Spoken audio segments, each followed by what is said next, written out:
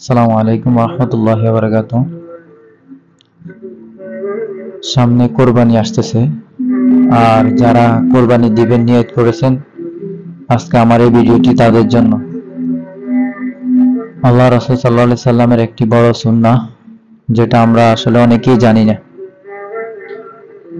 So তাদের কাছে আমার এই ভিডিওটি পৌঁছে দেওয়ার জন্য আপনাদের কাছে আবেদন, আপনারা আমার ভিডিওটি শেয়ার এবং কমেন্টের মাধ্যমে অন্য ভাইদেরকে জানিয়ে দেওয়ার সুযোগ করে দিবেন। যারা কোরবানি দেওয়ার নিয়ত করতেছেন, আল্লাহ রাসূল সাল্লাল্লাহু আলাইহি সাল্লাম বলেন, জিলহজ মাস আসার সাথে সাথেই তারা যেন প্রথম 10 দিন তাদের চুল এবং হাতের নখ স্পর্শ না করে। রেওয়াতে বলেছে, স্পর্শ বলতে বোঝানো হয়েছে তারা যেন তাদের চুল আর হাতের নখগুলো ওই 10 দিন না কাটে।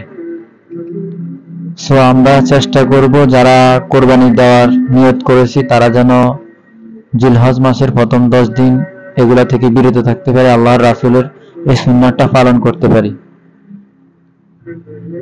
তো যারা জানেন তারা অবশ্যই একটা কমেন্ট, যারা জানেন না তাদেরকে জানিয়ে দেওয়ার জন্য আপনাদের কাছে আমার আকুল আবেদন, ভিডিওটি শেয়ার করে দিবেন। আসসালামু আলাইকুম ওয়া রাহমাতুল্লাহি ওয়া বারাকাতুহু।